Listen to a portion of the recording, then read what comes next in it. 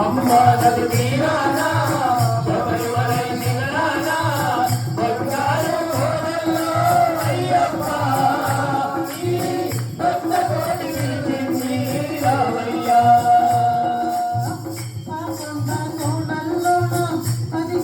భక్తుల చూడు ఏ దేవుడికి ఉందయ్యా ఎన్ని కోట్ల భక్తుల దండు ఏ దేవుడికి ఉందయ్యా ఎన్ని కోట్ల భక్తుల దండు.